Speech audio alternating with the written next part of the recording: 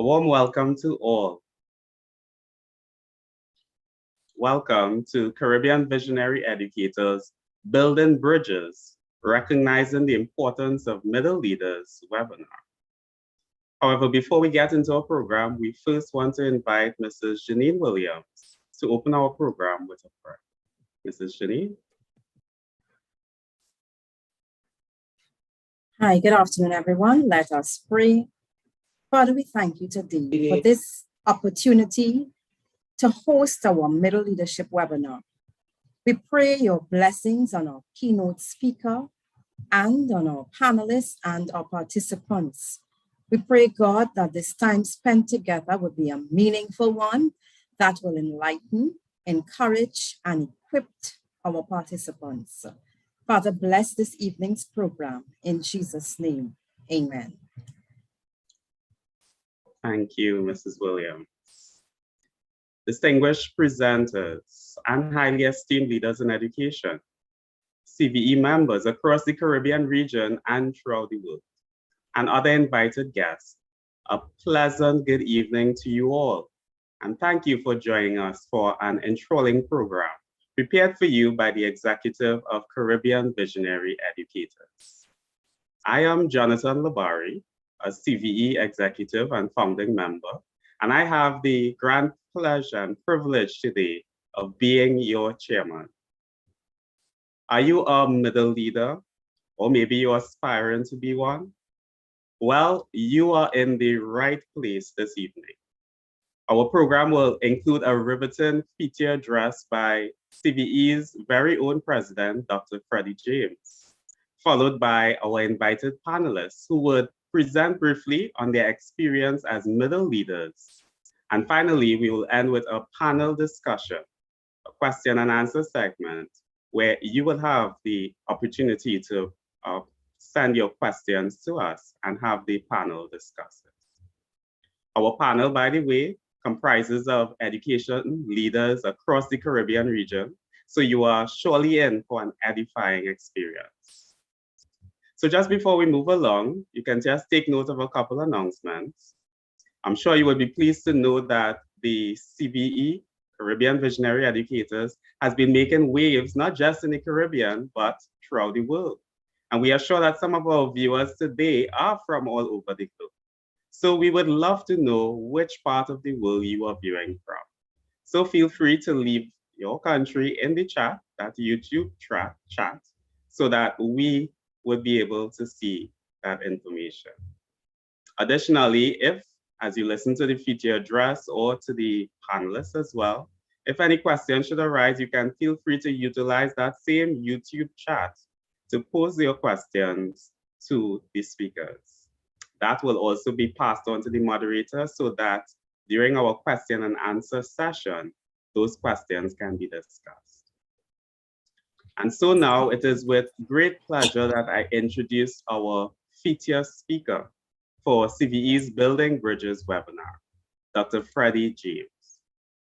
Dr. Freddy James is the Deputy Dean for Graduate Studies and Research in the Faculty of Humanities and Education, and Lecturer of Educational Leadership at the School of Education, University of the West Indies, St. Augustine. She's a University of Warwick Postgraduate Research Fellowship Scholar. She is Vice Chairman of the CARICOM team responsible for developing and implementing standards for educators and school leaders. She's the President and founder of Caribbean Visionary Educators Foundation. Her current areas of research focus on innovation, building collective leadership capacity, professional learning, action research, and educational change and improvement. She has published widely on these areas in a range of journals internationally, regionally, and locally, including Education Action Research Journal, School Leadership and Management Journal, Caribbean Curriculum and School Effectiveness and School Improvement. Dr. James has presented her research at many international and local conferences and is also involved in a number of local, regional, and international education projects focused on embedding innovation into the teaching and learning process.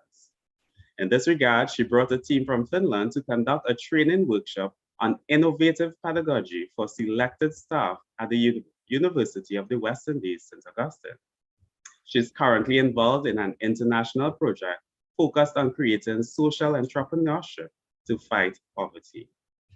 So now, Dr. Freddy James, you have our full attention.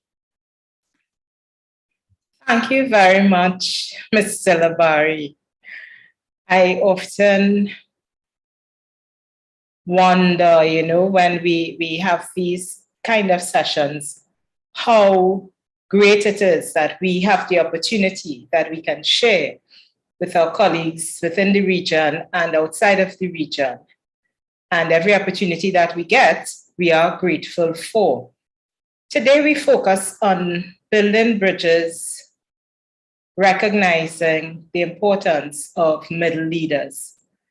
And it is indeed my pleasure to be part of Cbe and to bring this feature address on the message today. The key thing, though, is that Caribbean Visionary Educators focuses on its members. And as such, you who are our listeners, you who are our participants here today, we ask you what you were interested in. We ask you whether you wanted to have this kind of webinar, and you said yes. And it is because of you that we are hosting this webinar today. So let's get stuck in, as we'd say. Today, I would like us to explore a few things. Firstly, I want us to explore what is the difference between leadership and management. To look at how we situate middle leadership on the leadership continuum. Why are middle leaders important? What do middle leaders do? How to respond? And are you ready? I want to pose this question. Are you ready for middle leadership?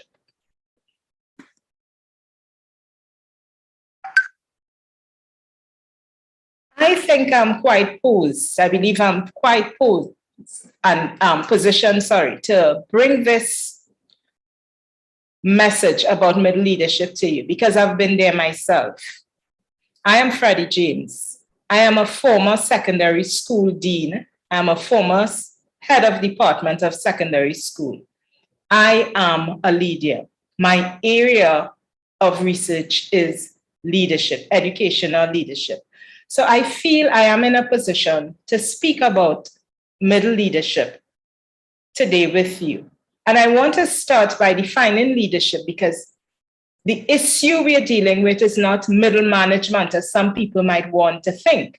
We are dealing with middle leadership. And as such, it's important to clarify this concept of leadership, clarify the term leadership as opposed to management. And if you look at if you look at this slide, and you look at the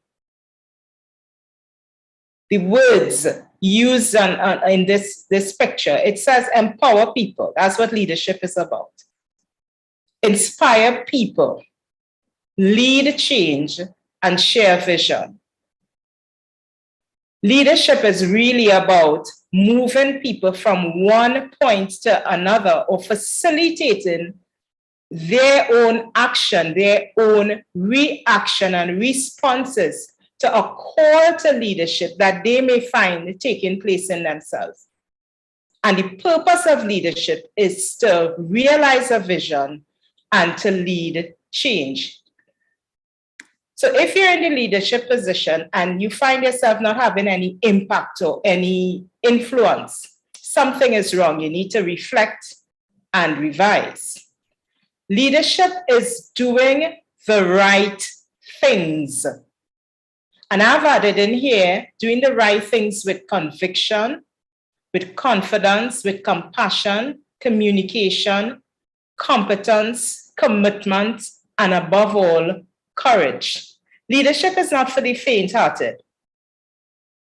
You have to take risks if you're a leader, and you need courage and conviction to do so. You're not just going to take blind risks that are uncalculated and that can result in hurt for people. No, you're not going to do, not that kind of risk taking I'm talking about. It's not a callous carelessness or recklessness, but taking calculated risks based on your conviction, and your conviction comes from the values and your purpose.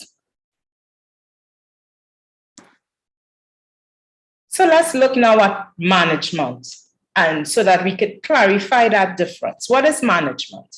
Management is doing things right, maintaining the status quo, keeping the wheels going in an organization, ensuring that there's compliance. There is a level of competence required, but management is more about control as opposed to taking risks. It's about consistency, as I said, maintaining the status quo and ensuring that tasks are done well. So management focuses on keeping a well-oiled operation taking place. So it is different. You can see it is different from leadership. Leadership is about crafting a long-term vision and planning for the people in the organization. It's pointless saying you have a vision and you want to leave your legacy. I mean, nowadays you hear a lot of people talk about that. I have a legacy to leave, and my legacy is this, or I want my legacy to be that in an organization or in an institution. But leadership is not about that. It's not about the one, it's about the many rather than the few. And you would find that leadership focuses on people, because I always say structures and systems, no matter how good and effective they are, they cannot shift and change themselves. It's people who bring about the change. So management is concerned with those short-term responses, not looking at the big, broad picture that leadership would look at, and then craft a vision to achieve that purpose, to get from point A to point B. That kind of compass that works towards guiding an institution towards its goal or goals. So having done that, another important aspect of leadership and that we need to look at, and this relates very specifically to middle leadership and middle leaders, is the levels of leadership. And I'm using here John Maxwell's vision. And Maxwell talks about the position, which is the lowest level. And this has to do with you have been given the right to be a middle leader. And very often you would hear people say, well, I am just a middle leader in the school or in the institution. I am not the big boy or the big girl, so I can't make decisions and nobody listens to me and my ideas are not heard. That's because you stuck in the position and you're not supposed to stay there. The position just gives you the right, gives you the authority. And if you stay there, people follow you because they have to. Then you move to the next level of position. And that has to do with the relationships that you build. And people will then begin to follow you because they want to, because there's something in that relationship that makes them want to follow you and want to connect with you and want to partner with you and want to collaborate with you. And the third level is production, when you begin to actually produce and get results. So people have some measure of your performance, your ability, your leadership, and people follow you because what you have done for the organization, because of what you've done for that organization. People will commit to following you. Fourth level of leadership is reproduction, and it's people development. And as you see how high up people development is, because that's really what is the crux of the matter in leadership. If you don't think about the people and think about building people and building capacity among people, and you only focus on the structures and functions and tasks and so, you will have a problem. You will not achieve your goals. So at this fourth level, people follow you because of what you have done for them. You've built their capacity, you've helped them grow, you've helped them learn, you've helped them develop. And the fifth level, which is the pinnacle, and where people have a kind of deep respect for you. People follow you because of who you are and what you represent. Now, what is key in this? I mean, why do you think I did this? I mean, what is key in this is that you understand that you as a middle leader has to work out who you are and what you represent. I'll repeat that. You as a middle leader, because I know we have some leaders in here as well, you have to work out who you are and what you represent before you really can have any sort of impact on people. If you don't know who you are, you will not know if this middle leadership position is for you. You will not know if you are poised to be a middle leader or if you should be a middle leader. You also have to know what you represent, because remember, it's not about you.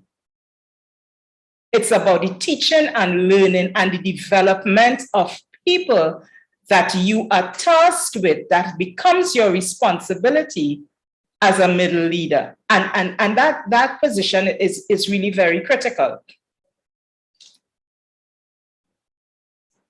I want to just draw your attention to the current reality we're in. There's a chaos on a macro international level and chaos on an individual level for schools and communities. During great uncertainty, people look for one thing to hang on to as a means to restore order. In education, these will be school leaders who address the immediate needs of students, families, staff, and communities, while preparing for ways in which the world of learning and teaching will change. So for sure, change will come. So middle leaders and leaders at any level, what you are doing is preparing for the future. You are preparing people, you are preparing students for the future. So let's get deep into why are middle leaders important. We understand what they have to do to some extent, who they have to be to some extent, but why are middle leaders important? And they're important because they implement your crisis response plan and they get in touch with your team.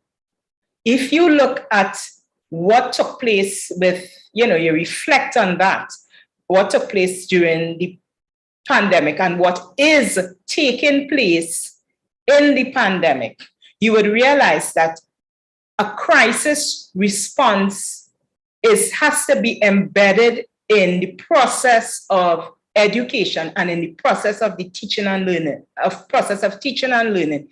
at any institutional level.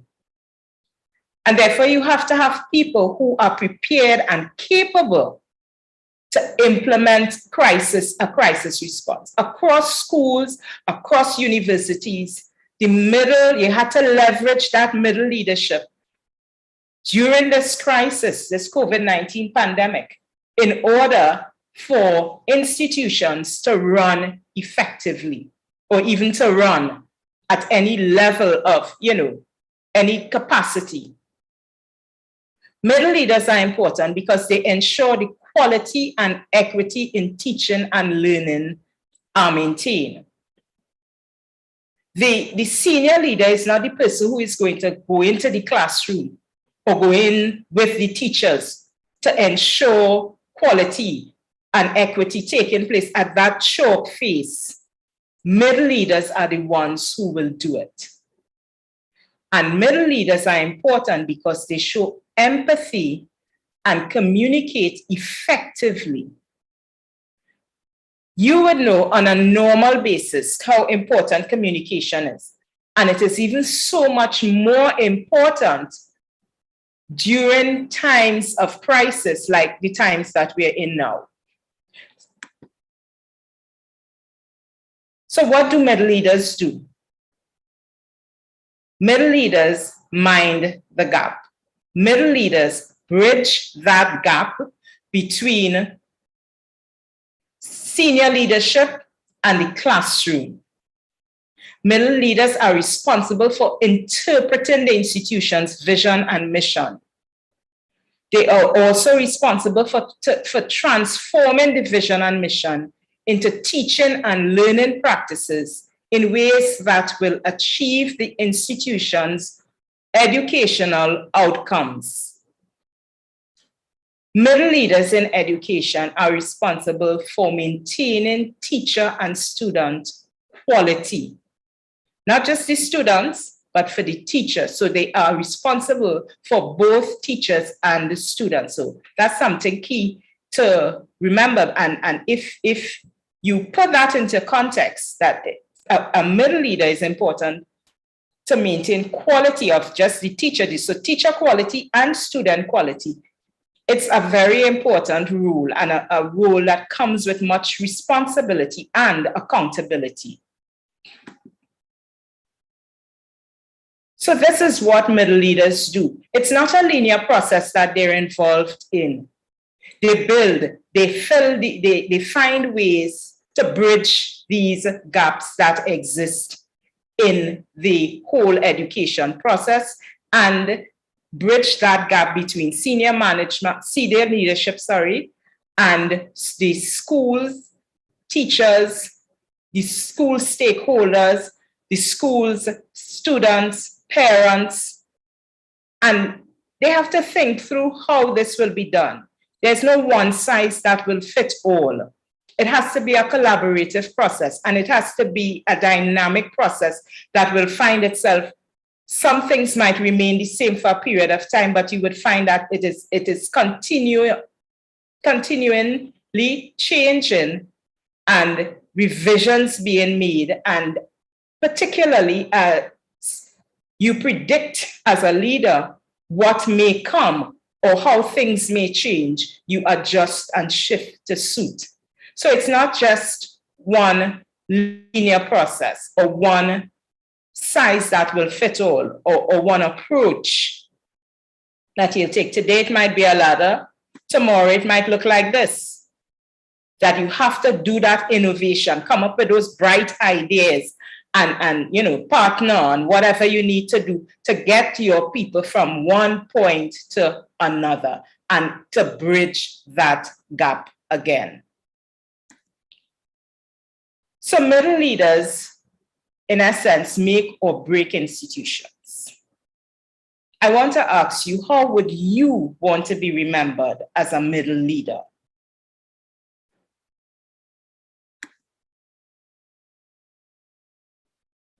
And in the words of the great Bob Marley, judge not before you judge. This is a big piece of advice I'm giving you. Judge not before you judge yourself. Judge not if you're not ready for judgment. Let me repeat that. Judge not before you judge yourself. Judge not if you're not ready for judgment. Thank you, ladies and gentlemen. Now, I always say too that when you want to find out about something, the best place to go and the best people to go to are the people who are involved in whatever activity you want to find out about.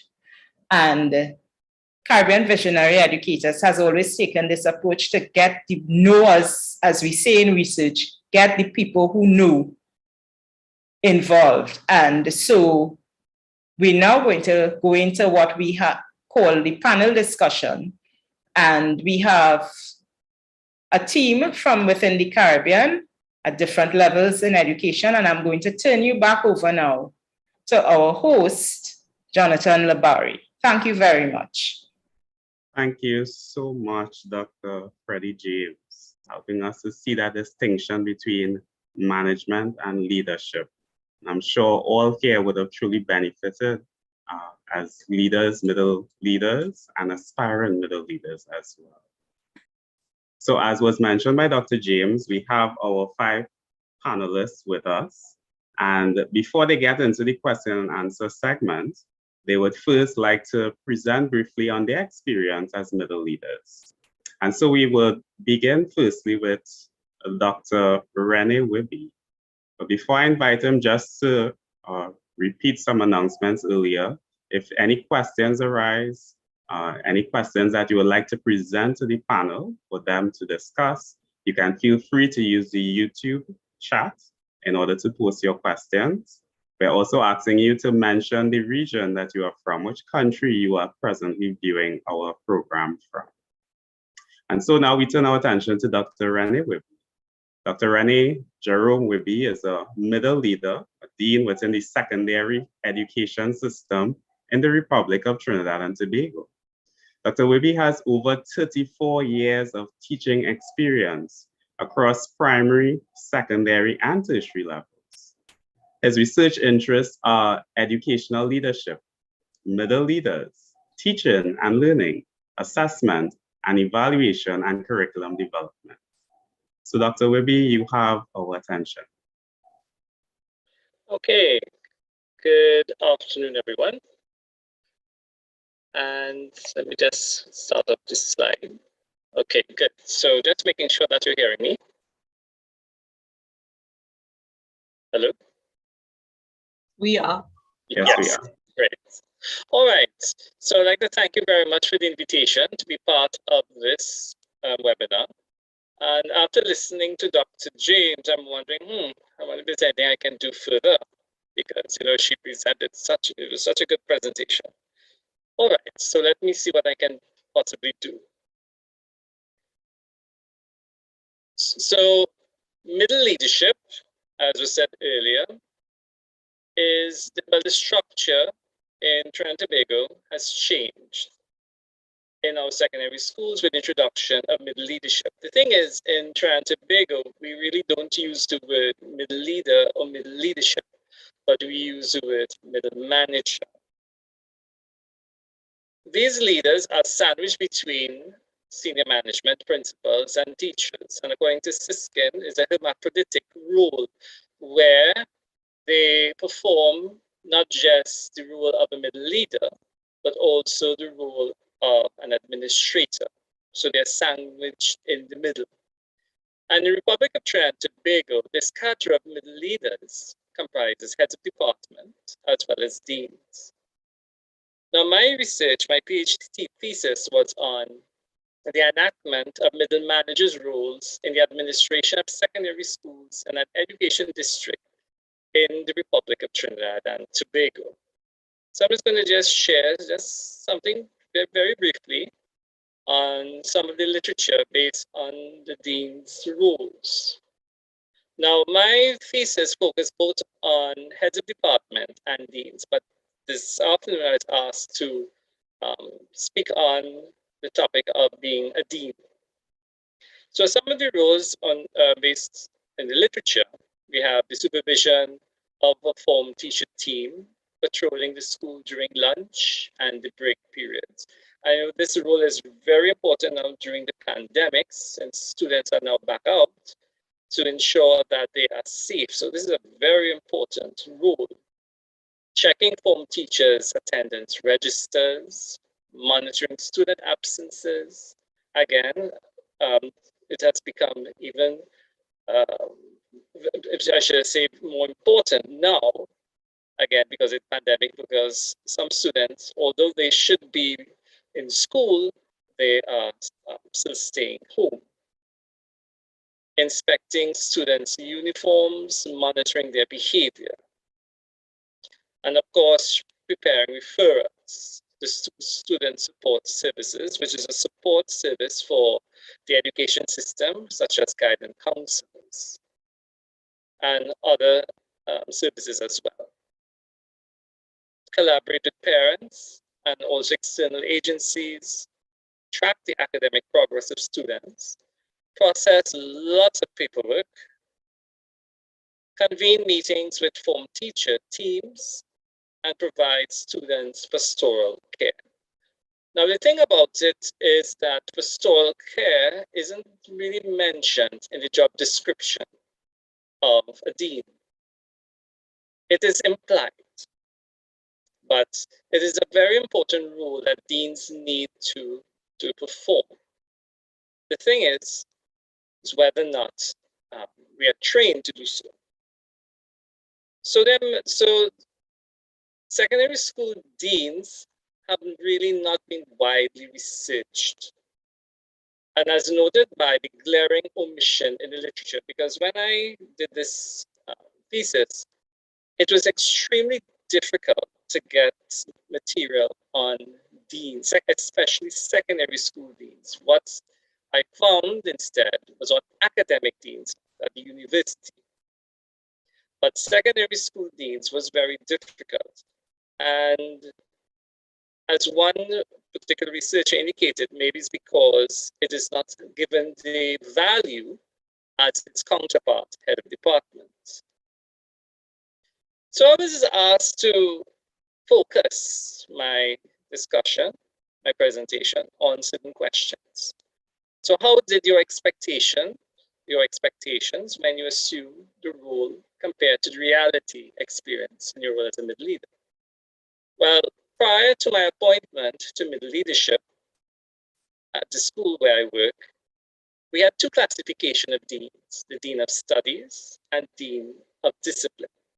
And this was really an informal context. We did not have any appointed deans as yet. So I performed the role of a Dean of Studies. Again, it was informal. My role was just like a rubber stamp, where I was just signing report books, indicating that I looked at the report book. I left a comment indicating that the student needs to do more work, need to, don't lose their self-esteem. It's okay, just try harder next time, things like that. Student in discipline, however, was not under my purview. So with the official appointment to middle leader, the dean, the roles were merged. So now I perform both the role of Dean of Studies and Dean of Discipline. And so I coordinated and supervised the activities of the form teachers. Yes, I also enjoyed the preparation and compilation of student records by form teachers. Prepare and deliver instruction and give guidance to improve students' performance in relevant subject area. To receive reports of infractions of rules of conduct, investigate and compile. And perform roles that go beyond the job description. And some of these roles would be based on, for example, the school that I work at is denominational, which is religious. So certain things pertaining to the faith, teachers and especially middle leaders were asked to do other things other than just sticking to our job description. So how did this expectation, or in fact, was there any expectation at all? My expectation as a middle leader was that I would not just perform the role of a dean. I saw myself more than just a dean, but one who is part of something greater, which is a middle management team, whereby we will not just compartmentalize based on heads of department for teachers and deans of the students, but instead being middle leaders, that we would be able to work together to ensure that the school would be able to be managed, to be administered properly, In this way, deans, if a teacher by chance was not in a class or was in staff room, then a dean as a middle leader had the authority to speak to the teacher and say, in fact, excuse me, I think your class, you have this class now. Can you please just check to make sure that they are supervised or things like that? And unfortunately, although it may seem simple, it wasn't very simple because many teachers took offense that dean spoke to them about being, not in the class and things like that. They said that was a job of the HOD. So in my mind, I didn't quite understand why then are we called middle leaders. Maybe we should just be called dean or head of department, because I saw middle leadership as something bigger, something greater than just performing one particular role. Also, I expect it to be part of the decision-making process, whereby senior management will now utilize our gifts, our skills, our knowledge, our experience in such a manner that we will be able to contribute and add value to the school. Unfortunately, many principals are set in their ways whereby they would always practice the top-down model, whereby some administrators are a bit intimidated. And the research says it, that they may be intimidated by middle leaders because, okay, like you're here to take my job or something like that. But I expect it to be, like I said, part of something greater. But instead, I was like, okay, stay in your corner, stay in your little section, and well, we will tell you what to do, sort of thing. So I didn't particularly like that, and well, I guess I just needed to just do what I was told, basically. So what facilitates and inhibits me from effectively performing the roles? Well, senior management would support at times, not all the time, but most times it will probably give support.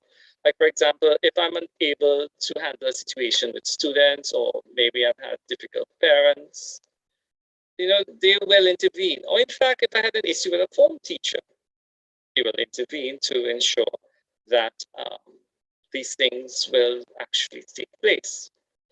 Then support from colleagues, deans, other deans, as well as even heads of department, and also teachers.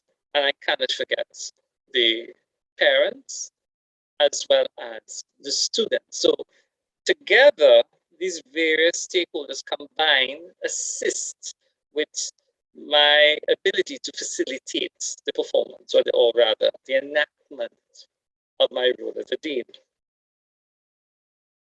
So what inhibits? You can see the list seems much longer than facilitate. In our Education Act of 1966, deans are not listed, only heads of department. And as a result, there's an absence of line authority with teachers, form teachers.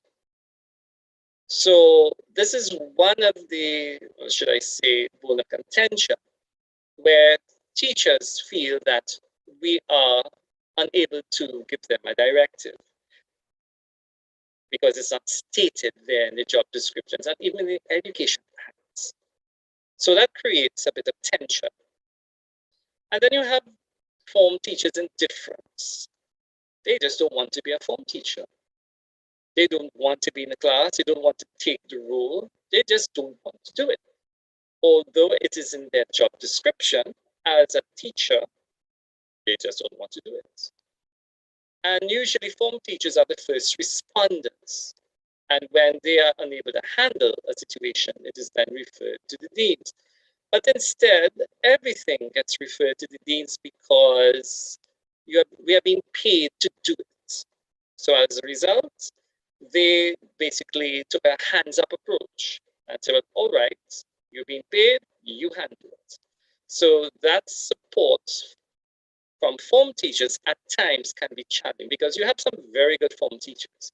But sometimes you get one or two who can really give you a lot of gray hair. So then there's role conflicts. Some roles compete simultaneously for equal time. So you have matters of student and discipline to see about and teach a class at the same time. Or you have to go to a middle management meeting and also have a parent waiting for you. So there's a lot of conflict as to what do I do first? Do I perform my role as a class teacher first? Or do I perform my role as a dean? Do I leave my class unsupervised to handle the indiscipline? Or do I just defer it until I can finish my class? So it involves a lot of intrapersonal conflict as well. So you have that conflict going within you. And then we are told the pastoral care. Yes. Yeah. The pastoral care, but we are not trained to do that. We don't have accommodation. We don't have the room where we can actually counsel students. Then the student support services division, they usually just have a few guidance counselors, so don't really provide much support. And senior management tend to value HODs more than deans. So just something quickly on what can be done to raise a profile. More research can be done. Senior management needs to recognize the value of middle leaders and devolve authority. Courses to cater for the growth and development of deans, fraternity meetings for middle leaders. The Education Act should be revised to include deans and include line authority with form teachers. Thank you. Yes, thank you very much, Dr. Wibby. We look forward to hearing more from you during our question and answer segment as well. So that was Dr. Wibby's experience as a dean in Trinidad. How is it for a head of department? Well, we now want to give our attention to Ms. Camille Ranick, who has been the head of science at Trinity College East in Trinidad for over a decade. Although initially trained as a scientist and engineer, she is a Chevening Scholar for Sport and holds a Master of Science degree from Loughborough University and an MBA from the Anglia Ruskin University, both in the UK, as well as a diploma in education with distinction in educational administration from the University of the West Indies. Ms. Ranick is a part-time coordinator, lecturer, and tutor in science, medicine, and technology in Caribbean Society at UWI, as well as a part-time lecturer with the Trinidad and Tobago Olympic Committee. Her training and experiences have afforded her a unique 360-degree view of the educational landscape, which she hopes will invigorate the discussion on middle leadership. So Ms. Ranick, you have our attention. Thank you very much, Mr. Labari. And thank you, ladies and gentlemen, for actually sparing me some time. I know it is Sunday to listen to what I have to say. Similar to Dr. Renee, when I heard Dr. James speak, I said, well, what else is there for me to do? So I'm going to do my very best in terms of advancing the discussion. As stated by Jonathan, I do think that I have a unique viewpoint because one, I have been in the position of HOD, I've been out of the position of HOD and back in the position of HOD. So I've sat where you are, I've sat in the middle leadership circle, and that also gives me a unique perspective. As I reflected on, as I was preparing for today, I said, but yeah, you really do have some interesting experiences, because in my first sojourn as an HOD, I was actually a member of two departments, of course, my own, and I was in another department. And therefore, I was straddling the divide between being a teacher, being somebody dealing with students directly in one department, and being tasked to lead another one. So I've just prepared a few slides just to keep my presentation down to the 10 minutes that I've been given. I do apologize if there's any technical difficulty going in. Right, so let's look at middle leadership. My thoughts, and I will be answering the exact 3 questions that Dr. Renee had too. So let's see if we can take that forward. So Dr. Freddy did quite an extensive job in defining who a middle leader is, what are they, where are they. But in preparing what I was going to say, I found this table very important or very instructive, and it brought me a bit more in focus. So notwithstanding that we have HODs and we have deans, a middle leader in the formal definition or the formal research encapsulates anybody who is not a principal that has any sort of responsibility. So if we are looking at, for example, right now I'm in a secondary school, it means then that something or somebody who functions as a subject coordinator, for example, or a religious education coordinator is in the traditional literature considered as well as a middle leader. So I'm saying that even if you may not have that quote unquote title of HOD or dean, everybody who is filling one of these roles is indeed a middle leader. Now to the first question. What were your expectations before and now? Given the fact that this is my second round the rodeo, so to speak, let's look at when I was again asked to function as an HOD. Was it a dream? I think that because I am in science, I looked at it as, okay, Camille, you are a scientist.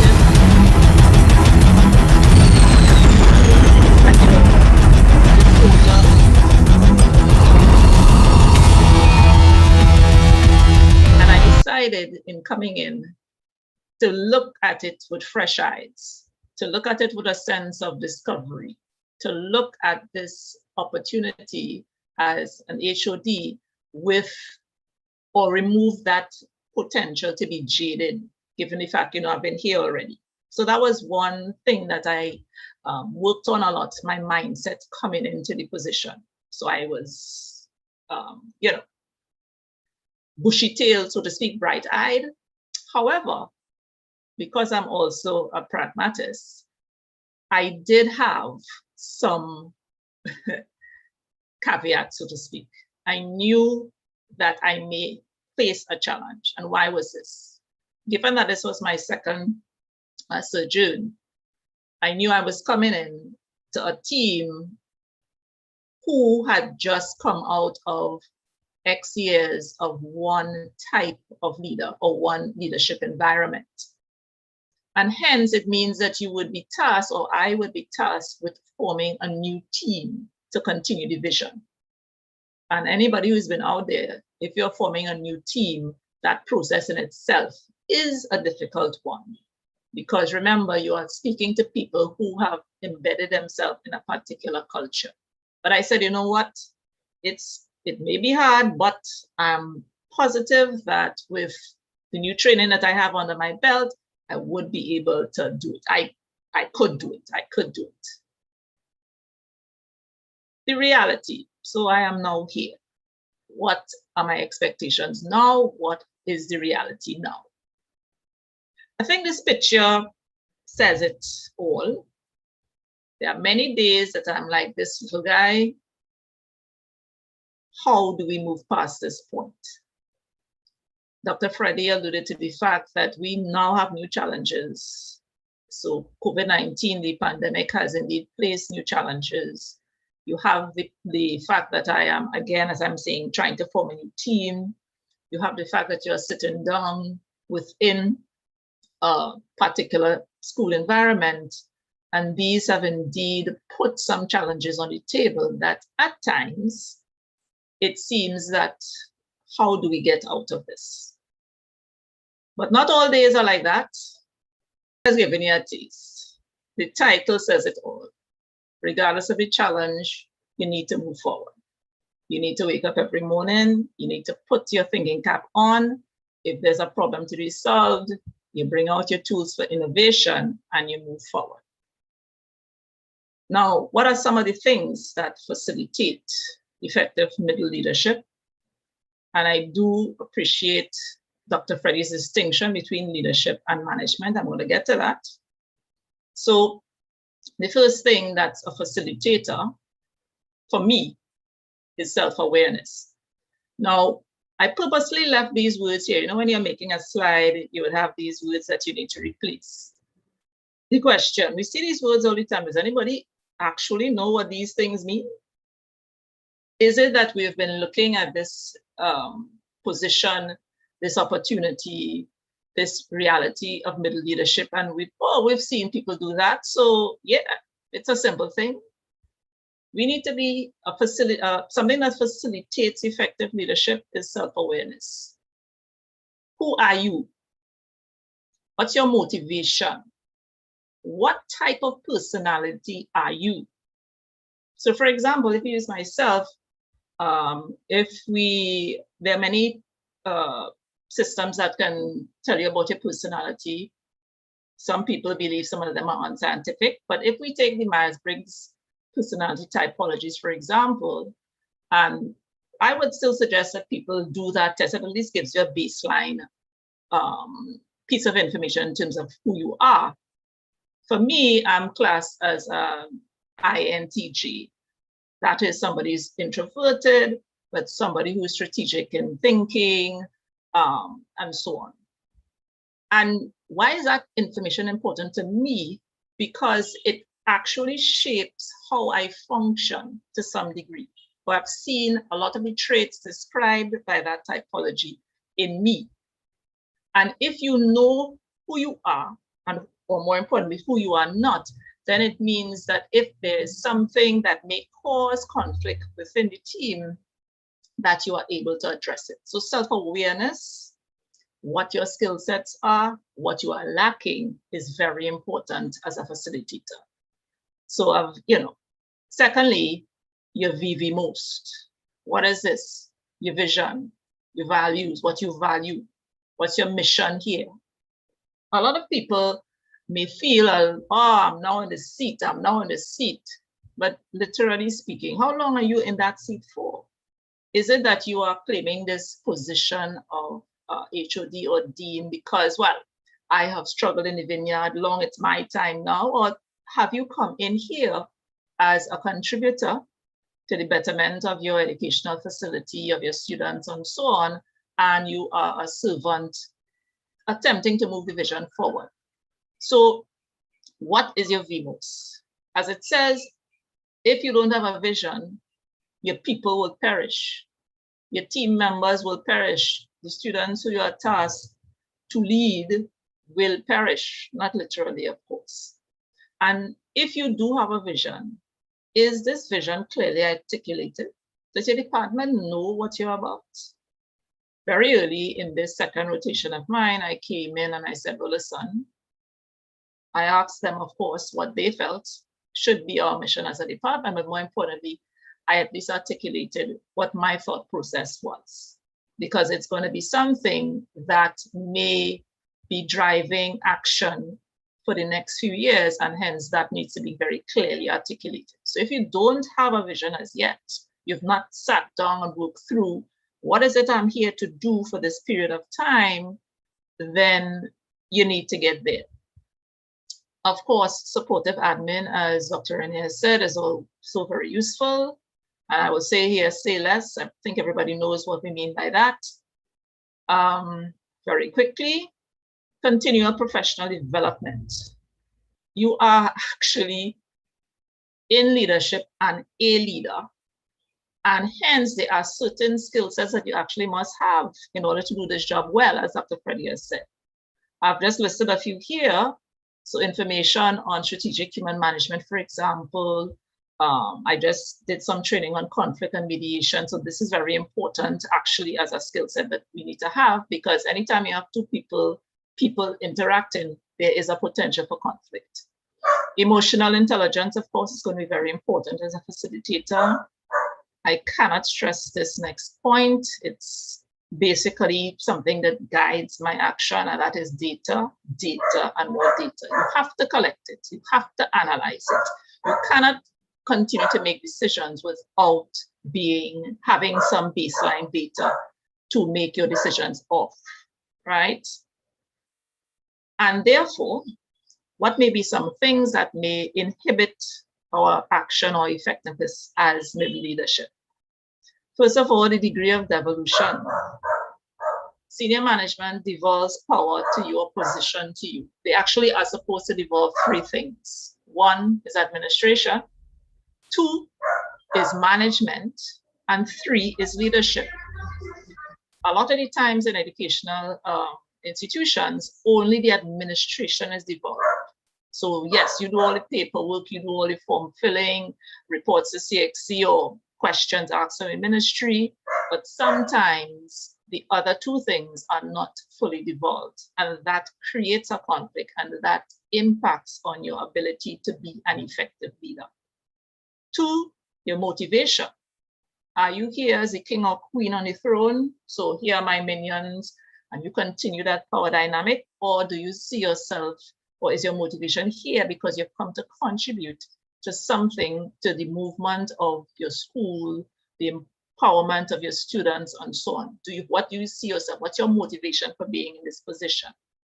And thirdly, and not by any means least, the culture.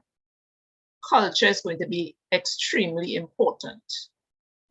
People are always loyal to culture, not strategy. So you could come in with the bomb.com strategy. You are not going to have any success if culture is not addressed frontally. This is the thing that sinks a lot of ships, an inability or a lack of moving with culture. So my last question, because I'm seeing Jabari in my eye, and I know he's going to tell me pretty soon to wrap up. If we are on this road for middle leadership, what should we do next? Now, there are things that are within our wheelhouse. So there are things that we can impact upon, and then there are things that are outside of our locus of control. So I'm going to just deal with things that we can do for ourselves as aspirants to the middle leadership position or as currently working middle leadership. Number one, I can't stress, know yourself. What's your value proposition? What do you bring to the table? What's your core personality? What are some of your strengths? What are your weaknesses? Because we need to work on those. Do you do daily reflection? A lot of the times, every day I'm saying, you know, I didn't say that right. A thing that caused a bit of a thing, I'll have to go back to her, maybe one of my teachers, because how I said it didn't come across right. So are you doing daily reflection? Mentorship is going to be important. There is somebody out there, maybe not in education, maybe in business, who understands the importance, who understands the skill sets, who has done leadership well. Could be somebody not even in this region. You need to find a mentor. Third, middle leaders need to get together. It's one thing to be in a middle leadership pool. So I'm in a pool with 7 other heads of departments. Sometimes I feel I'm by myself because the way I'm looking at things, the way I'm thinking about things are quite different to them. But if we don't come in and discuss, if we don't come together and discuss, we have the same problem, the same students, the same institution we're in, we need to speak and we need to train together so that the leadership pool is actually working in the same direction.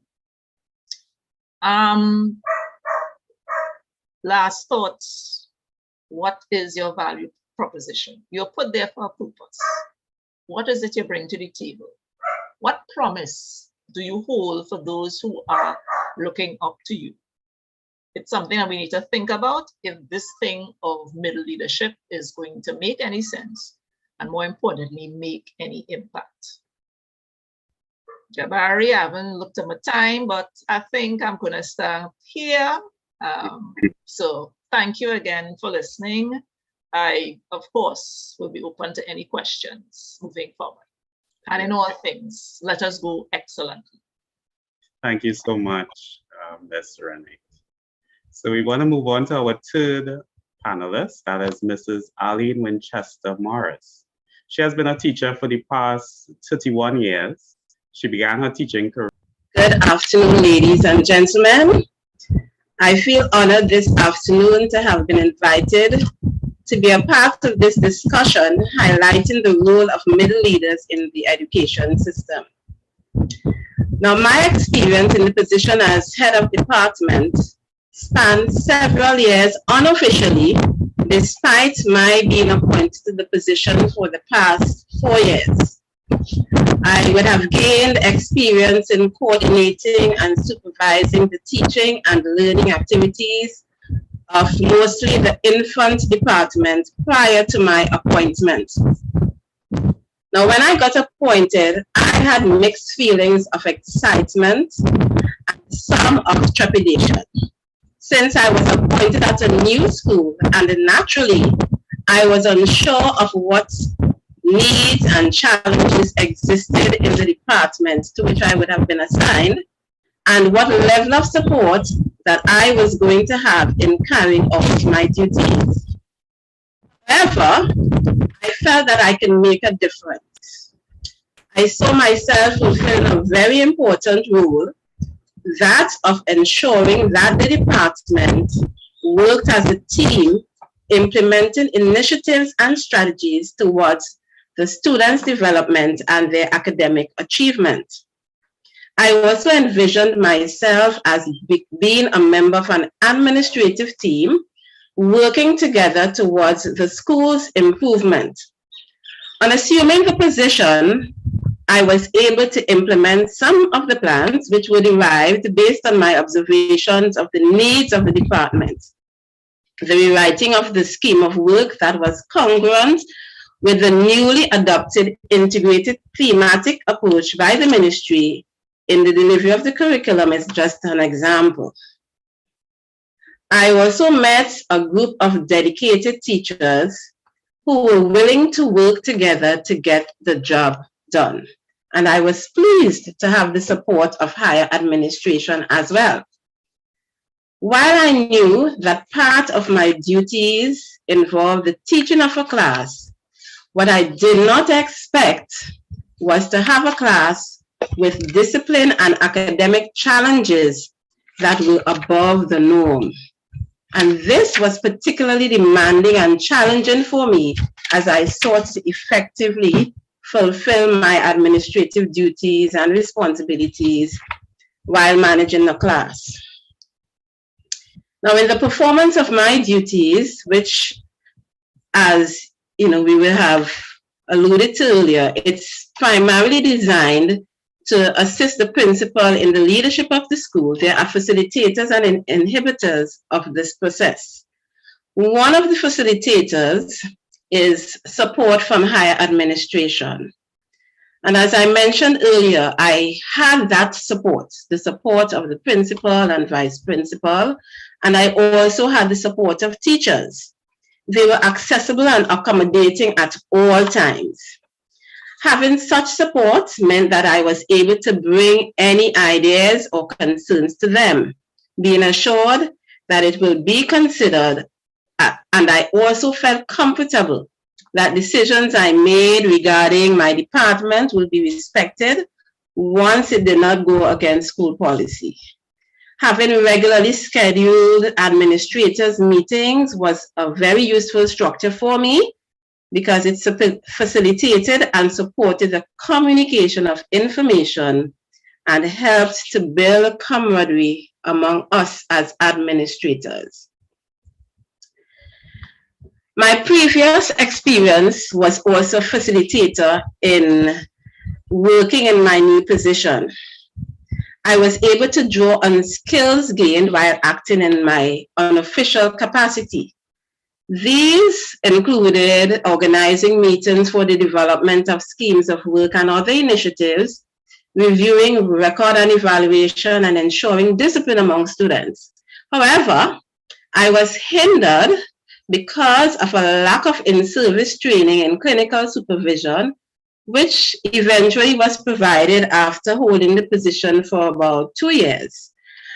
conducting staff appraisals and the responsibilities when required to act in the absence of the principal and vice principal, managing the school in the absence of the principal and vice principal. These activities I might have been better prepared for had I received either pre-service or in-service training. Another inhibitor, which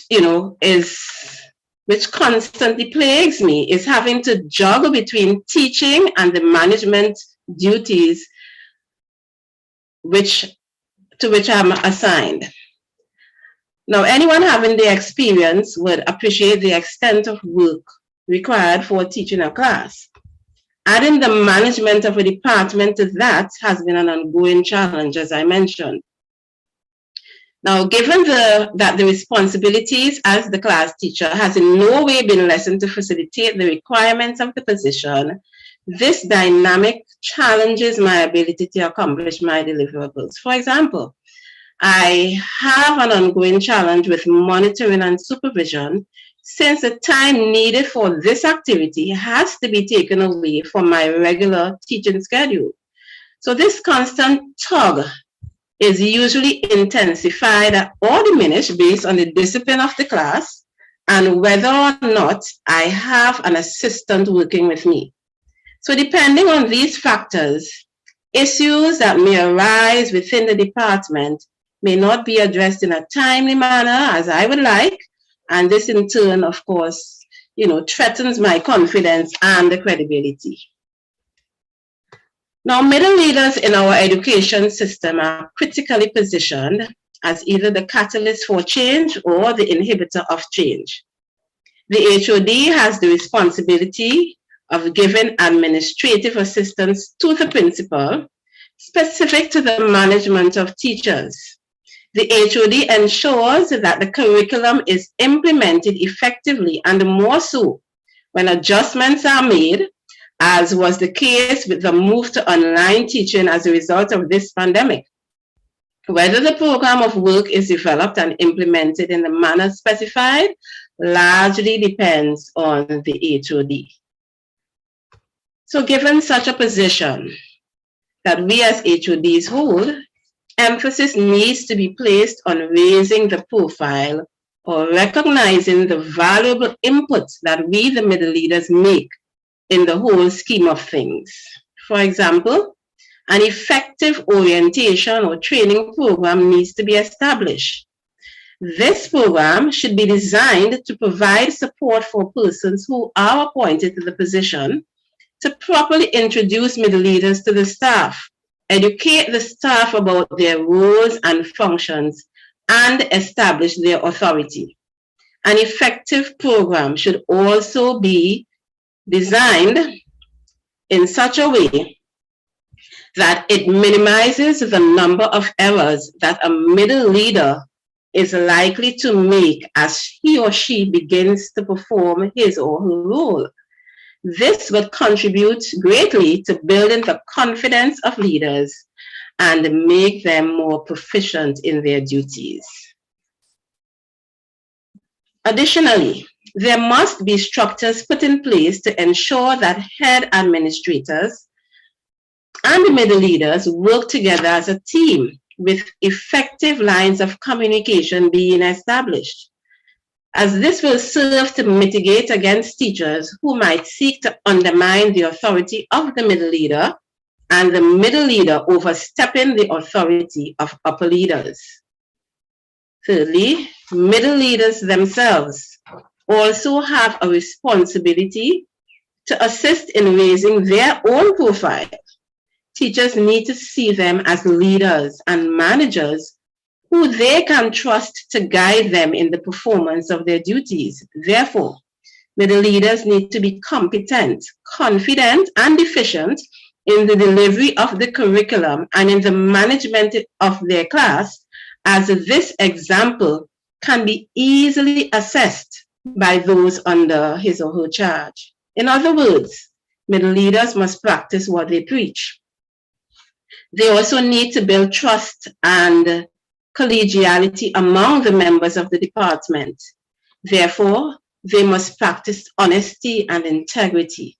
They must ensure that whatever is promised gets done. They must be confident enough to listen to the suggestions of teachers who they lead, praise efforts and achievements by staff, and acknowledge any errors made. Let me end by saying that middle leadership, as part of the administrative arrangement of the primary school, is a useful and important initiative, as it provides the needed assistance to the principal and vice principal in the coordination and supervision of the teaching and learning activities of the school. Despite the challenges, as we perform our role, it is heartening knowing that the HOD, the head of department, or middle leader can make a difference in the lives of the teachers and students under his or her charge. Ladies and gentlemen, thank you very much. Thank you very much, Mrs. Winchester Morris, for sharing your experience and that presentation with us. We now move away a bit from Trinidad and Tobago, and we're going to the island of St. Lucia. And it comes in the form of Mr. Royston Emmanuel. Now, Mr. Royston Emmanuel is a St. Lucian educator who has been in the profession for 30 years. He holds a BA from the University of the West Indies, Mona, and a Master of Education from Sheffield University in UK. Presently, he is head of Sir Arthur Lewis Community College's e-learning academy. Royston's interests are in the digital and creative industries, specifically digital education. He has worked on several digital education projects. He has worked as a contributor to the UNESCO Media and Information Literacy Curriculum for Teachers. He has also worked as lead teacher training working group on the Education Enhancement through ICT project. His role there involved overseeing teacher training in ICT for 25 primary schools in St. Lucia.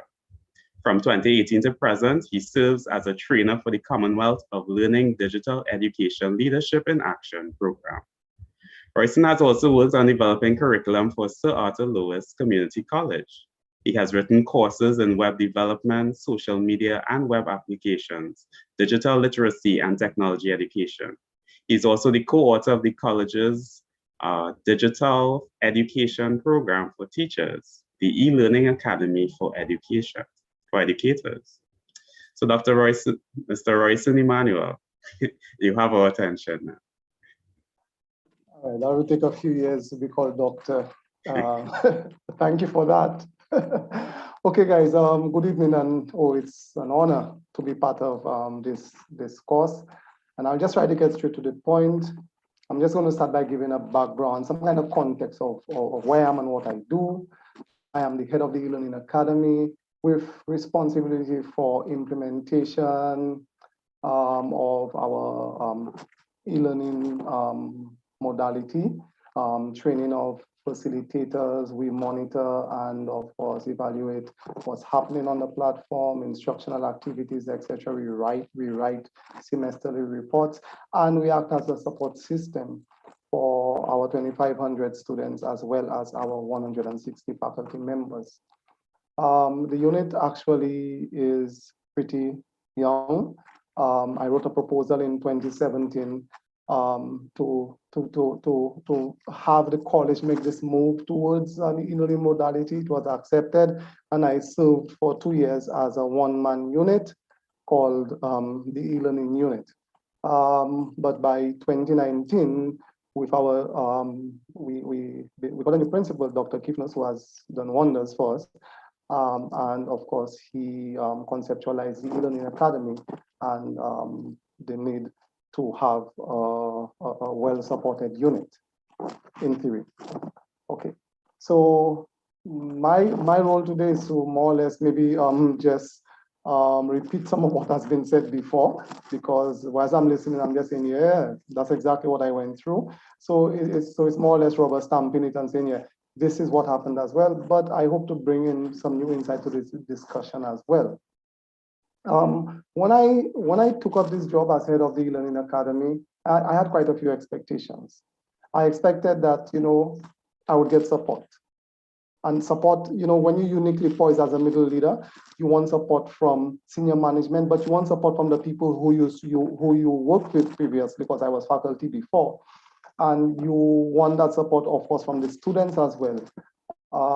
But the reality is that was lacking. And in as much as senior management supported the initiative, it took a lot to get my faculty members and other team members on board. It took a lot to get them to realize the importance of what we were doing. So, the talk on the ground was simply, this guy wrote a proposal, he had a unit created, and now he's the head of that unit. And people did not have the foresight or the vision to see the importance of e-learning until the pandemic hit in 2020. And even after that, people are still seeing it as more of an imposition as a modality that can really and truly make a difference in various contexts. And I also expected respect. And I guess it's not about the money, because there's no big difference in salary. For me, it was about, moving up, people recognizing what you do and all the hard work you have put in. And to me, that comes in the form of respect.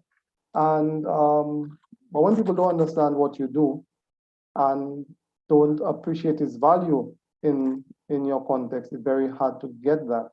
And so for me, respect would have been, having a say in some of the decision-making processes, because I also saw myself as an instructional leader. I was faculty before, and I am still teaching by choice.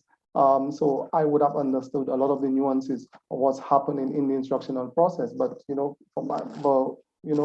having a say when it comes to decision making and policy, policy making when it comes to instruction, that has not really happened to the extent that I expected.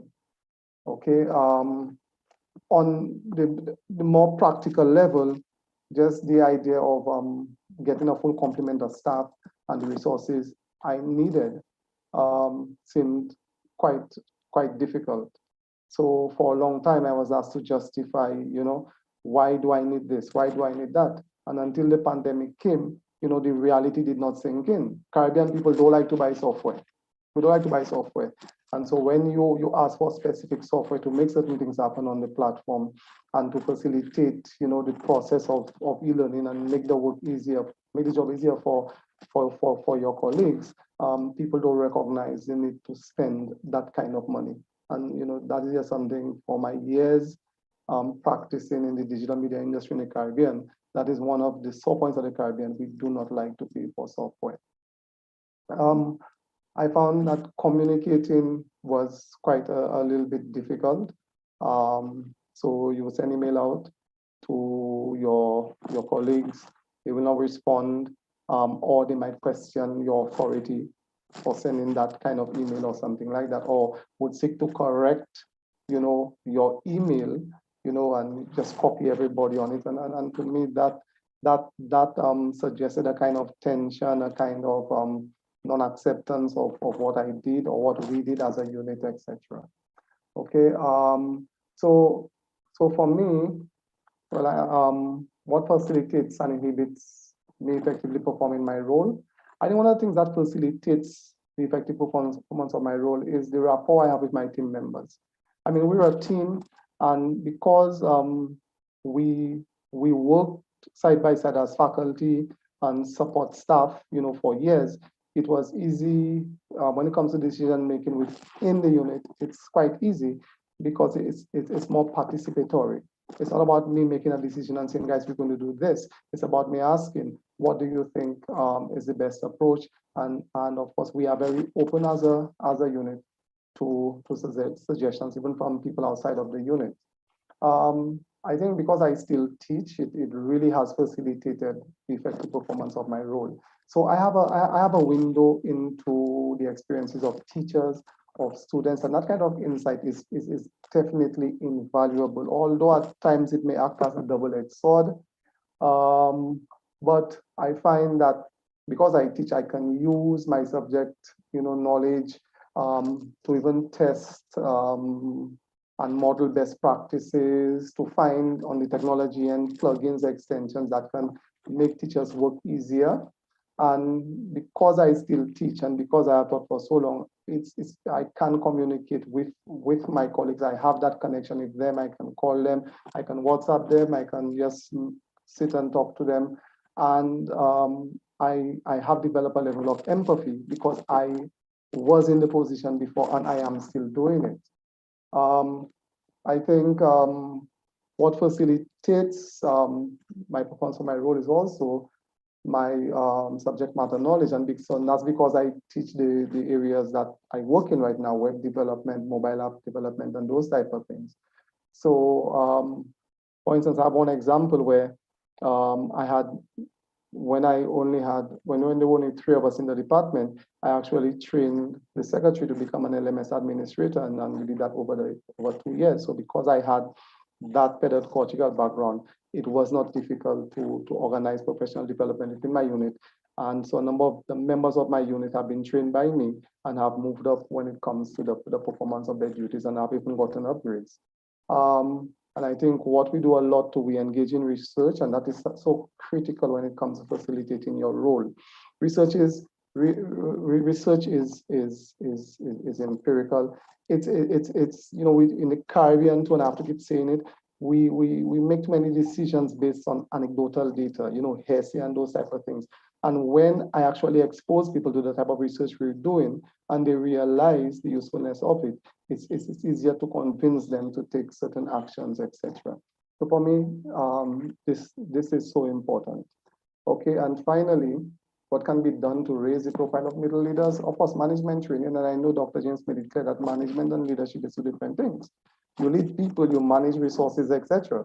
But at the same time, senior management requires that you fill out status reports, you do requisitions, you do all those type of things. And for a long time, I felt, you know, that this was inhibiting my performance of my duties. I didn't find it necessary until the staff complement grew, and you realize how important it was to document those administrative, you know, components that you did not think it was important. All I wanted to do was act, to work, to change things, but without understanding those other processes, it became very difficult for me. I feel ultimately middle leaders need more empowerment. And I think everybody said that. We need more empowerment. We need to have a say. We uniquely poised, we get things handed down to us, and we get basically complaints, etc., coming bottom up. So it's extremely difficult. And finally, I think that to raise our profiles, it needs to be clearly communicated to all different levels of staff, so who we are, what we do, and how we add value to the institution. With that, guys, I want to thank you, and I await questions. Thanks. Bye. Hey, thank you very much, Mr. Emmanuel, for sharing your St. Lucian experience with us. And now we go from St. Lucia to Guyana. Ms. McAlmont is a graduate head of department attached to Tutorial Academy Secondary School in Guyana. She has been in the teaching profession for 11 years. She manages the Allied Arts Department, which includes physical education and theater arts. She's a vibrant young woman who is passionate about making a difference in the lives of her students. She understands the importance of education and the impact it has, so she spares no effort in making sure delivery of the curriculum under her watch is effective and dynamic. Ms. McAlmont is currently attending the Ministry of Education's management course, where she continues to sharpen and apply her skills in management and become a better manager. She wishes to thank the leadership of the Caribbean Visionary Educators for their opportunity to be part of this panel. And on behalf of the Cbe as well, we want to thank you for being part of it as well. So Ms. McAlmont, you have the spotlight. Thank you, Mr. Labari. I will go straight into my presentation. Middle leaders are the backbone of the institutions.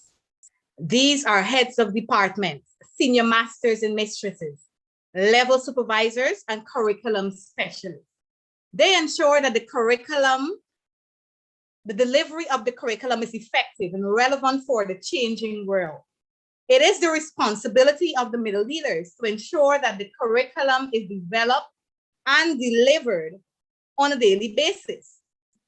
Middle leaders ensure that the staff under their leadership is comfortable, prepared, and ready to face the learners. They help to prepare the learning environment for the learners. They are instrumental in building community relationships and are a key stakeholder in the Parent-Teacher Association. Middle leaders definitely play an integral part of achieving the aims, goals, objectives of the school. This is very evident when they are being valued, their ideas and thoughts and vision are being seen, accepted, and valued in the institution. As a middle leader who is a head of department, I have seen and experienced these firsthand. I have been appointed head of department in 2019, but acted in that capacity for about 4 years prior to 2019. At the time of my acting appointment, I was fresh out of the teachers training college and thought I was too young for this. My head teacher at the time encouraged me to grab hold of the opportunity because I would gain great experience and enhance my leadership skills and abilities. I did not see what he saw, but I did it anyway. Today, I am grateful for those 4 years. They taught me character, discipline, and most importantly, how to lead and care for those teachers in my department. As a middle leader, my then head teacher saw my work, saw that I will be able to make an impact. Today, I am a better leader because of those 4 years I consider my training ground. Because when I got appointed in 2019, I merely continued doing what I started. I did not have to go learn the work all over, but basically, I was able to be effective and do what I had to do. I had a vision for my department. I knew what I wanted from my students and my teachers. I knew where I want my department to go and all the equipment for the different disciplines in physical education and sport. I took the driving seat of the Allied Arts department and have not stopped since. I share that experience with you because I want you to understand that I didn't know I was capable of becoming an impactful middle leader. But my former head teacher saw it and evoked that ability in me. And today I am grateful. I have a number of factors that hindered me from effectively performing my duties and tasks as a middle leader or a head of department and a curriculum deliverer. Perhaps the greatest of them is lack of resources. This is key, especially in physical education and sport, since we cannot teach the concept and content in isolation and abstractly. We have to expose our students to the correct equipment, especially those who are writing the CBE examination. When the examiners come to grade these students, they check for practical skills that we have to teach them prior to that. And if we do not have the necessary resources, if we do not have the equipment, then the children will not be up to scratch. Up-to-date textbooks, this pose a challenge for us. Oftentimes the syllabus change, especially in the CSEC level. And the textbooks sent to us by the Ministry of Education are oftentimes outdated. And so teachers, as a head of department, we are forced to do it with maybe our personal money or through fundraising activities. Another challenge that we would have had or hindrance right now is the pandemic and making that adjustment. All of the subjects in my department are practical based. And requires some form of physical contact and teamwork. It is difficult having to constantly remind my students not to touch, not to come in contact too close to your friends and things of that nature. But because students are social beings, they still, time and time again, end up being together, end up being in contact, especially in theater arts, where the school-based assessment practicals are more so physical form, where they need teamwork, they need collaborative efforts. So because of that, you would find, for example, in the play making, they have to collectively write a script and they have to act that script out or dramatize the script. And because of that, they tell themselves, okay, we're going to forget COVID, put COVID aside, and we are going to do what is required of us. But I would still let them know from time to time, look, we still have to maintain our distance. If it means that we have to slap, for example, in the play, we will do that from a distance. All right, we will reenact it rather than doing the actual thing. So that was important. In physical education, for example, I had to spend a lot of time making adjustments to the schemes of work because prior to the pandemic, we had more contact sport. For example, football, volleyball, basketball, cricket, and these are more contact disciplines in sport. And because of that, we know it is no longer giving us the opportunity where the students can come into contact with each other. So what I did after the pandemic was to spend some time, or during the pandemic, because we're still going through it, spend some time making adjustments in my scheme of work to cater for different disciplines of sport, such as table tennis and golf. This pushed me and the teachers in my department to learn the disciplines of these sports as well. And it also helped us to be effective in the teaching and learning process. So while it's a struggle, we also appreciate the help of that process. Administration and lack of consultation.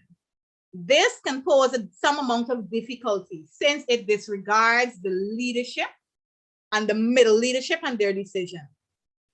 For example, if I submit an allocation to the senior leadership team of my school, and you would find sometimes there is a change in that allocation without my consultation, without my input. I find that to be a struggle because I am the immediate supervisor of the teachers under my charge. And I undoubtedly can say who is more effective in what area and which grade they're comfortable teaching and they're more effective teaching. So I believe with consultation and proper discussion, administration should be able to be a part of, middle leaders should be able to be a part of the discussion with administration. It is important that the middle leaders understand their work in order for them to be valued and others to see their value. The following can be done to raise the profile of middle leaders. 1, from the perspective of middle leaders themselves, I believe we ought to be in the know. Contents change over time. The learning process is dynamic, and we need to keep abreast with the changes whenever it happens. It is important as head of department that while you're finished maybe with your first degree at the university, you do not become complacent and you have a know-it-all kind of attitude. What you do more so is to keep updating your knowledge and ensure that you are kept abreast with whatever changes they are in the curriculum, whatever changes they are in the syllabus.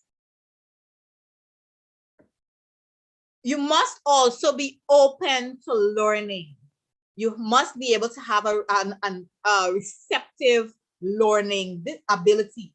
Have a clear vision for your department, set goals and time frames in which you want to achieve those goals. And most importantly, be a team player. It is my belief that a good leader is as strong as the team him or her has around him or her. So in order for us to become good leaders and become effective leaders, we are to be able to motivate the people whom are around us and working with us.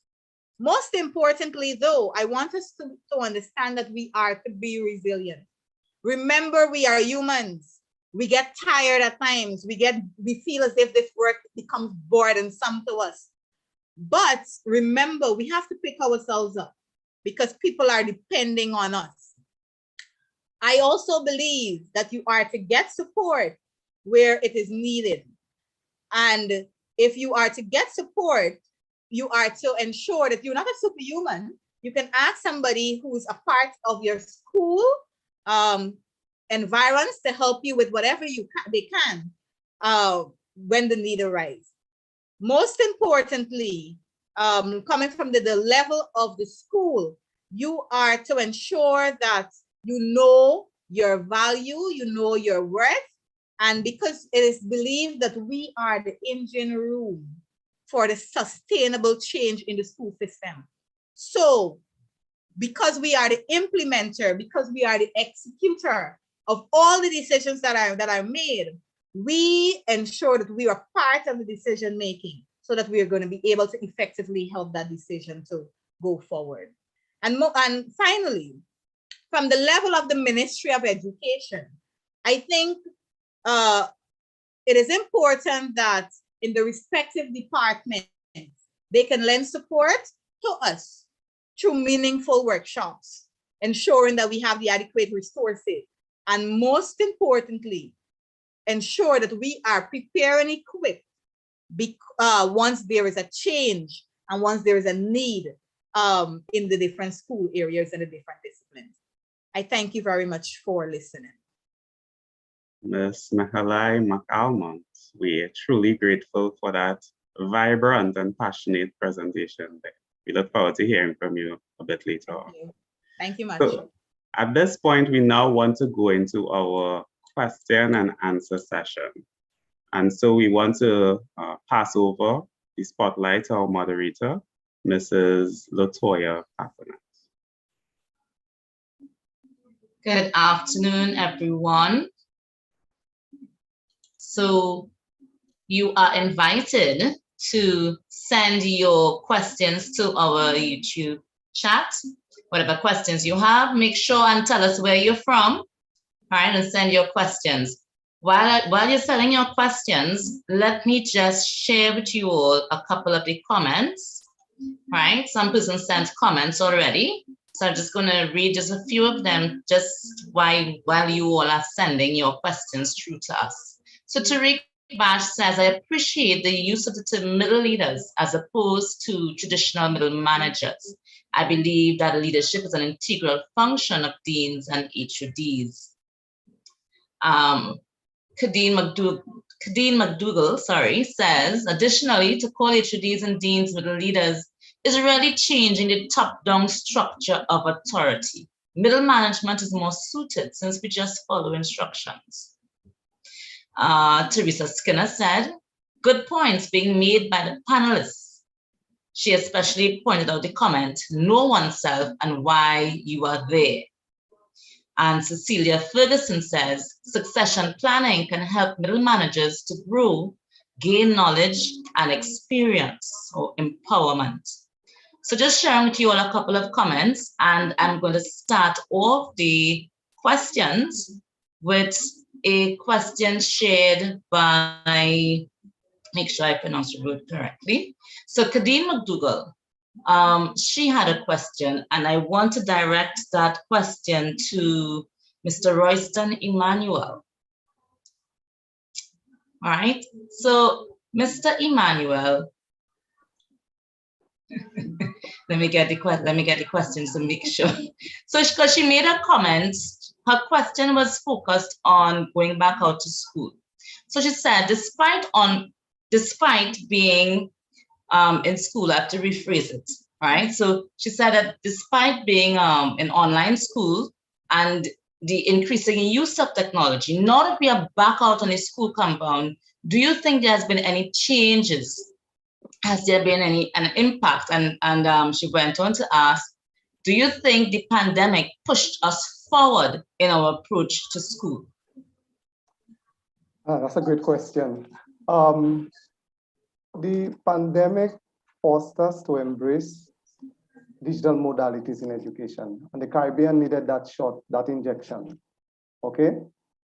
But the problem is, as soon as teachers go back to the schools, they pack the technology and more or less they relegate the technology and focus on the face-to-face, because there is this general belief, this consensus that nothing much was happening when it came to digital education. My advice to people is find a balance. There are ways of using the technology to support learning, even if the learning is taking place in the face-to-face context. And there is something we should understand within the Caribbean context. We need to develop plans for resilience in education. We are placed in a very precarious zone. We have hurricanes, earthquakes, volcanic eruptions, and the pandemic is an example of another disruption that we did not expect. So inevitably, in as much as the pandemic, the shift to online modalities may not have proven very successful in the Caribbean, and actually I did some research on that transition within the OECS. It did not prove very successful, but at the same time, this is an opportunity for us to look at the lessons learned and devise a plan of action to ensure that we find the right balance. All right. Thank you, Mr. Emmanuel. So this next question I'm going to pose to Dr. Ranick Wilby. Right, Dr. Ranick Wilby, you shared some of your experiences as a middle manager. So question, what did you think about middle management before you were placed in that position? What were your opinion on middle management? Well, honestly, I really didn't give it much thought as to middle management, because we never used the words middle management. We just used the words dean, like I said, informally dean of studies, dean of discipline, and head of department. But to actually say middle management, no, we never really used that term. It's only when the positions became formalized, then we heard about middle managers. And as a result, we were basically pushed into a particular mold that we really didn't know what it was all about, because there wasn't anyone there before us who we could actually look up to and give guidance. So we were basically OJTs. We learned the roles while we were on the job. Okay, so that's basically it, really. Okay, thank you, Dr. Wilby. So I'm moving on to Miss Arlene Winchester Morris, and question to you. What were your expectations when you first took up the role as a middle manager? And then what was your reality? So your expectations, and when you got the position, what was the reality? Well, my expectations would have been influenced by the fact that I would have been working in that position unofficially, though, for a number of years. So I would have had experience in, coordinating the activities, checking record and evaluation, planning schemes of work, monitoring how students are progressing, and so on.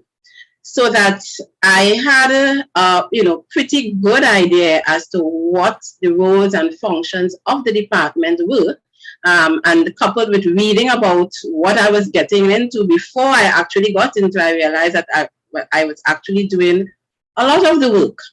So that when I actually got into the position officially, there was not much of a vast difference, except in a few areas where I had to appraise teachers' performance, and I would have had to, manage the school in the absence of the principal.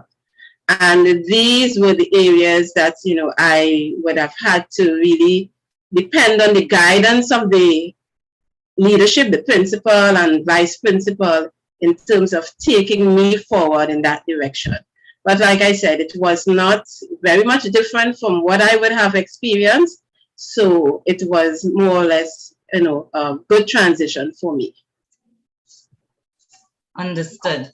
Thank you, Ms. Morris. So moving on, and before I move on, let me invite our viewers once again, our participants, go ahead and share your questions and make sure and tell us where you're from, and we will direct your questions to our panelists. So this question goes to Ms. Ranick. Ms. Ranick, what do you think? How important is succession planning for middle leaders? We acknowledge that middle leaders need training, but do you think that senior leaders should be trained as well? So how important is succession planning for middle leaders? Let's do that first question. As a middle leader, it is your duty actually that you must prepare somebody to take over from you. So one of your functions is the fact that you must lay down a proper pathway and be mentor to the next leader coming up, because you do not really want a disruption in the program. Think about it. If you were to leave for whatever reason, your department and hence your students would be affected because there is no plan of action moving forward. So one of your duties is actually the fact that you must prepare the next leader. That is your true function. So let me just, as we're talking about preparing your successor, right? Do you think that senior leaders should be trained to embrace the roles played by middle leaders? When you say senior leaders, you're talking about the principal and so on and so forth, yeah? Yes, yes. There must be a true understanding. Part of the differentiation between what we would call a senior leader and a middle leader is the fact that the senior leader, for the most part, has been out of the classroom for quite a bit of time. So similar, I really took on board what Mr. Emmanuel said. Because they've not been there a while, sometimes they forget what the ground looks like. So it's very important that they every so often go back into that playhouse, so to speak, so that their understanding of what is happening on the ground is going to be more informed. Yes, they too must do so. So within the senior leadership, there must also be a program of succession planning and training for the next person to replace you. It cannot be that you are there forever. Thank you, Ms. Ranick. So again, reminding persons one more time, feel free, share it, send your questions in. So this question comes from Evelyn Weston, right, from Trinidad. And she says, although we are restricted by regulations and school culture, can the panel comment on the restrictions that middle leaders place on ourselves? Let me read the question again, right? And I think I'm going to ask Dr. James to comment on that, right? I'm going to read the question again. She says, although we are restricted by regulations and school culture, can you comment on the restrictions that we ourselves as middle leaders, the restrictions we place on ourselves? Can you comment on that?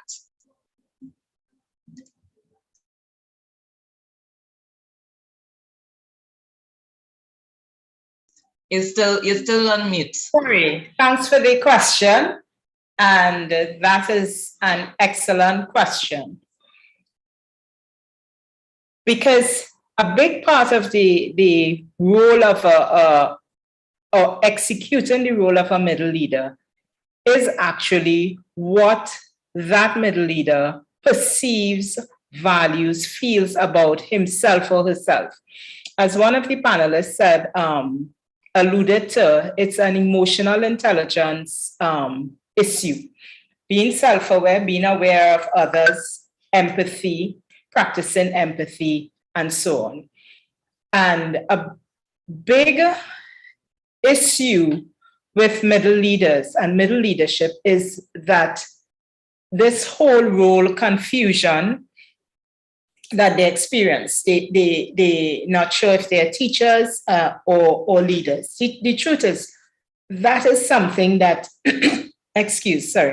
that you use to inhibit yourself as a middle leader. If you're a leader, you're a leader. Even if one of the things you do would be teaching, or you may find yourself doing management as well, because in our school, our education systems, you would find that there are times when you lead and there are times when you manage. But you have to know yourself as a leader. As I think it was Camille said, you have to know yourself. And a big inhibition is that confidence, allowing your confidence to come through, allowing your own belief in yourself to come through and allow you to do the work you have to do. So the way I put it is I say that it's fear. You operate from a position of fear, or you operate from a position of love in whatever you do. If you let fear bog you down, it paralyzes you and you get nothing done. There's no progress. If you allow love to be the thing that motivates you and you operate from that position of love, you will find that you will have more progress. I hope that answers your question. Thank you. It goes back to you. It's all about you. Thank you, Dr. Freddy. Thank you. And that's important. It's all about you. So before, just have one more, and then I'm going to share, because I know we had some questions. We had some polls on our YouTube page. So I'll give you the results of those polls in a bit, right? But this is a question to the panelists. So I want you all to think about this question. What is your takeaway from this session? And how do you think it can impact your work? Because I mean, we are all middle managers and we are all learning from each other in this session. So I'm putting you on the spot. What is your takeaway from this session? And Ms. McCarmont, forgive me if I pronounce it badly. Ms. McCarmont, let me ask you to share, what would be your takeaway from this session? Most definitely, thank you very much for the question. Most definitely, how impactful a middle leader can be, and the importance of understanding our roles as middle leaders. Understanding as well that we are middle managers, which means that, or middle leaders, we have people under our care, and we first have to think about them, even in decision making. I think it was Miss Camille who said that we need to take into consideration the emotions of the people in which we have under our care, and we need to take that into consideration. And once we take that into consideration, we're okay. It is also my belief that once we take care of the well-being of our people, of our the people under our charge, they will go the extra mile for us. We cannot be always to the books. There must be some flexibility, and I think from all of what I'm hearing, that is what I'm getting, that there must be some flexibility, that it must not be always to the books kind of mentality, because we will not get the best out of our students and the teachers under our charge. Thank you, Ms. McCarmont. Thank you so much for that response, and it makes a lot of sense. So let me share one of the results from the poll that we shared in the YouTube, right? In our YouTube poll. So the question was, should middle leaders do their professional prep in their subject area before doing leadership prep? Again, the question was, should middle leaders do their professional prep in their subject area before doing leadership prep?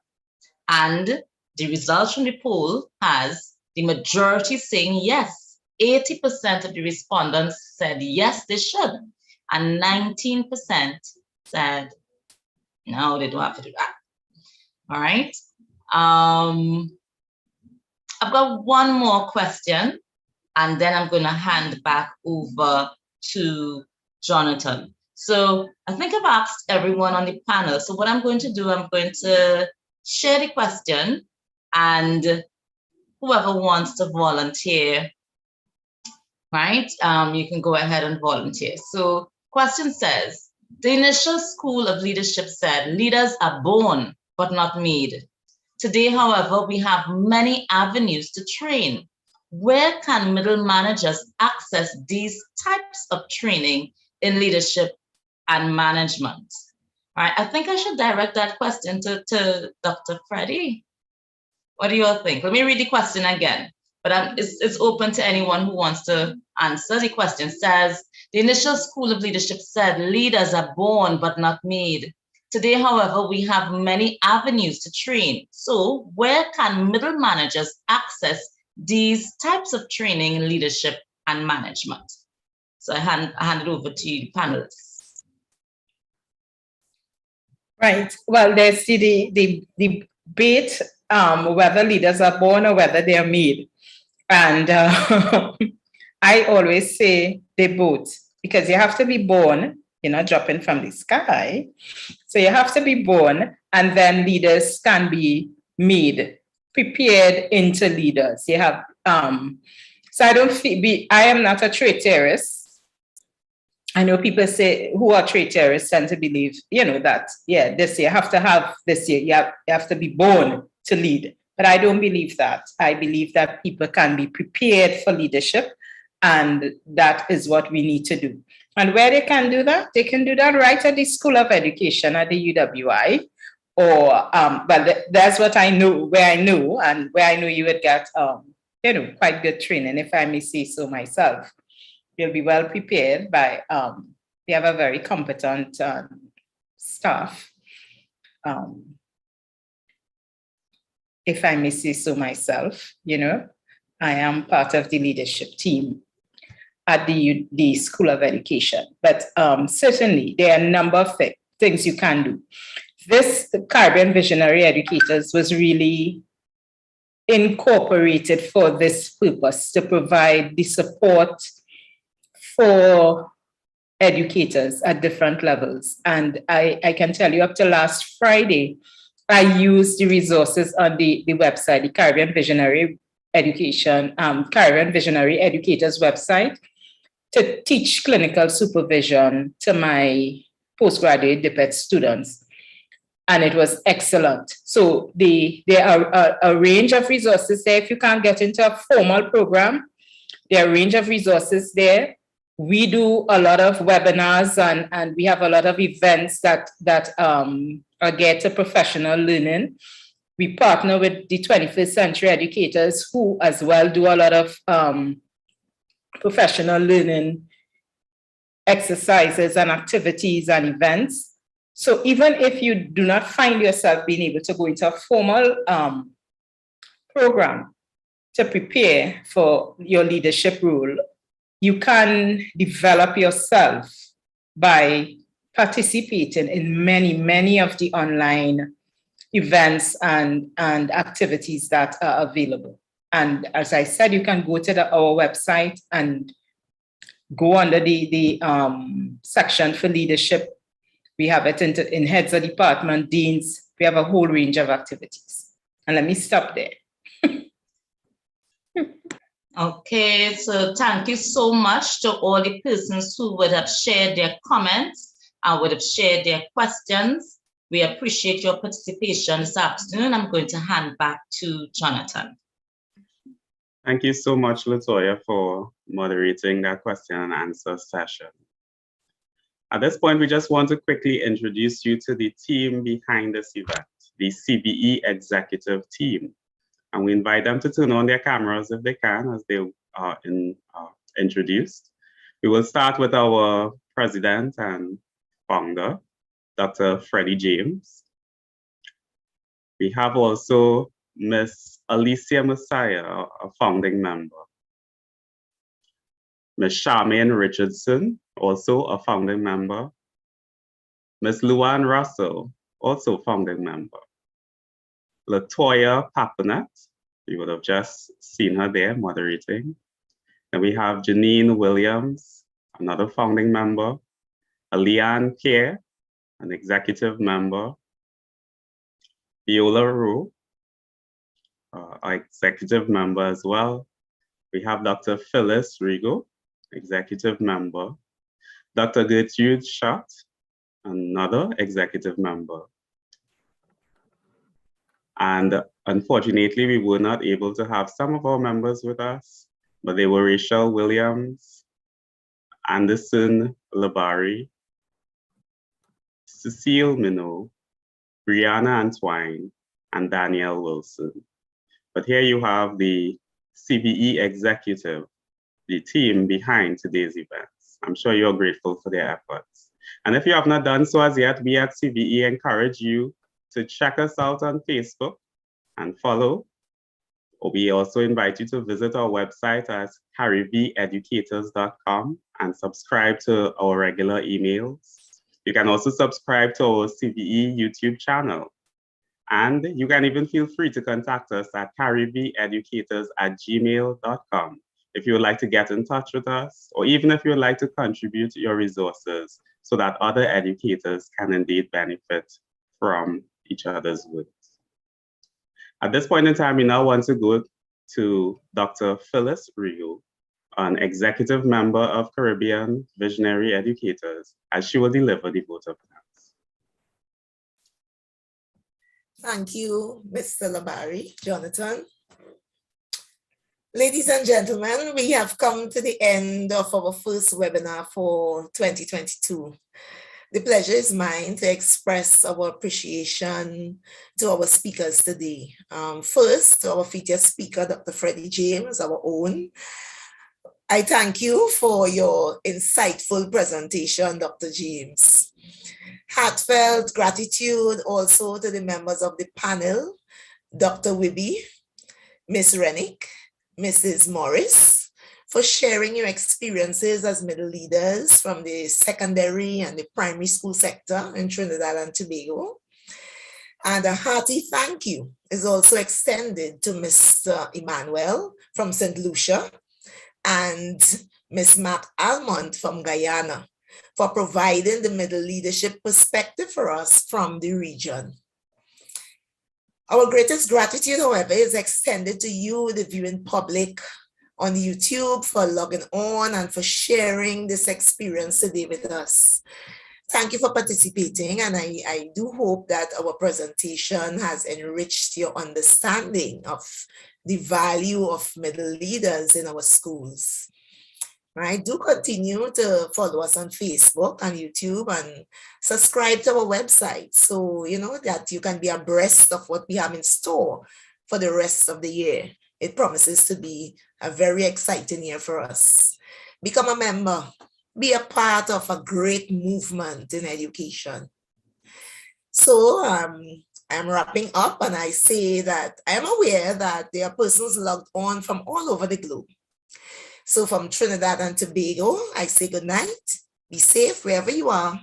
Until next time, signing out from Caribbean Visionary Educators. Thank you for being with us. Thank you, Dr. Rigo. And thank you, the audience, for attending and viewing our Building Bridges, Recognizing the Importance of Middle Leaders webinar. This brings an end to our program for this evening. So please stay safe until we see